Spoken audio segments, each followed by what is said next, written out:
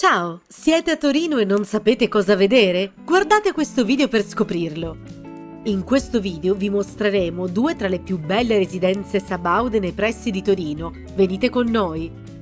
Siete a Torino e non volete visitare solo la città? Con pochi minuti di macchina è possibile raggiungere splendide ville che vale assolutamente la pena visitare. Insomma, Torino non è il solito centro città e ve lo diciamo noi che abbiamo visitato sia la città sia le più belle residenze reali nelle zone circostanti.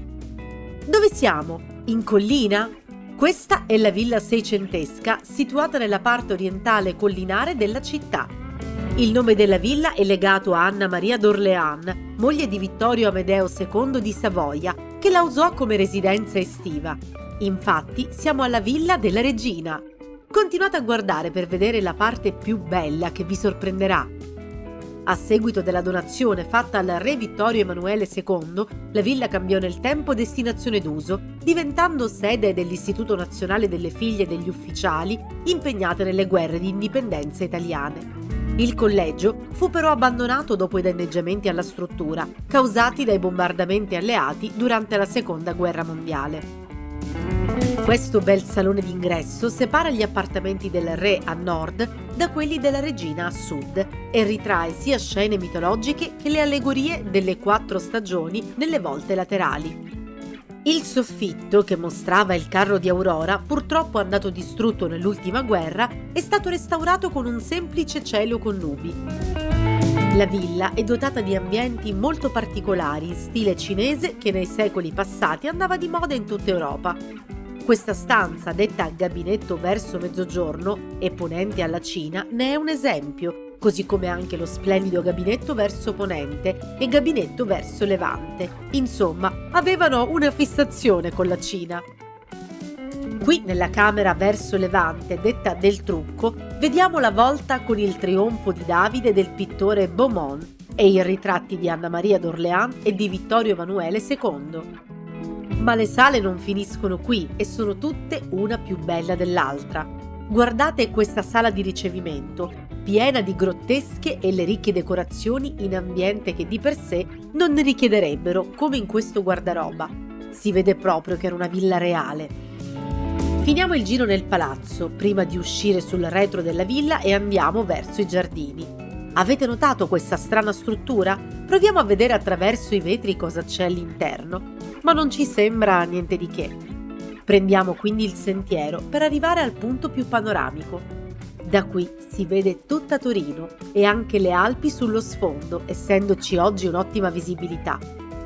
Possiamo chiaramente distinguere la mole antonelliana che svetta davanti a noi. Forse è per questo che questa residenza è stata oggetto, nel 2014, di un set cinematografico. Ricordate La Bella e la Bestia? Avevamo parlato però di 2 residenze sabaude e quindi adesso andiamo oltre. Se questo video vi sta piacendo, non dimenticate di iscrivervi. Siamo quindi arrivati a un'altra bellissima residenza sabauda. Siamo qui a pochi chilometri da Torino, dove troviamo questa reggia. Entrando nel cortile interno, proseguiamo verso i giardini, da cui vediamo il retro della reggia. I giardini sono uno spettacolo. Guardate che ampiezza e che varietà di piante di ogni tipo. Siamo nei giardini della reggia di Venaria Reale. Continuate a guardare per vedere il meglio di questa splendida villa, selezionato apposta per voi. Sotto di noi c'è una fontana e scenderemo tra poco per vederla meglio. Proseguendo, qui vediamo gli orti, dove venivano coltivate piante tanto belle quanto utili, ortaggi, fiori e alberi da frutto. Più avanti andiamo verso i resti del Tempio di Diana, la cui passata presenza si può solo indovinare, laddove ora sorge questo acquitrino. Guardate i colori della vegetazione. Tornando indietro, troviamo la Fontana dell'Ercole. È un complesso scenografico con costruzioni e fontane, una sorta di teatro d'acque. Costruito nel 600, ruota attorno alla statua dell'Ercole che sconfigge il mostro dell'Idra, mentre sullo sfondo possiamo vedere grotte artificiali e padiglioni. In tutto ciò è già passata più di un'ora e non abbiamo ancora messo piede nella reggia. Quindi torniamo indietro e cominciamo la visita vera e propria. Siamo qui nel cuore del palazzo, nella sala di Diana, con tanti stucchi a tema agreste e a tema venatorio, infatti siamo a Venaria. Alle pareti vi sono le tele che erano nello stesso ambiente fino all'inizio dell'Ottocento. Questa è la sala delle cacce infernali, dove il soffitto mostra creature spaventose. Qui vediamo gli arazzi fiamminghi ospitati nella stanza delle cacce acquatiche. Il tema della caccia, come vediamo, ricorre spesso, infatti Venaria deriva da venagione, cioè caccia. Continuiamo nella sala dei templi di Diana, altra ricca sala in cui oltre agli arazzi ci sono i 12 riquadri in alto.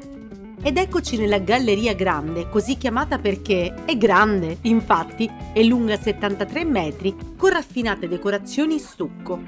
Finiamo la nostra visita nella cappella di Santo Umberto, patrono dei cacciatori. Uscendo dalla reggia è possibile passeggiare per il piccolo paesino di Venaria, che ha la sua spina dorsale nella via Garibaldi che stiamo percorrendo. Avete quindi visto due tra le più belle residenze sabaude, ma di Torino non sapete nulla se non avete visitato anche il centro città. Guardate assolutamente il nostro video su Torino Centro. A presto!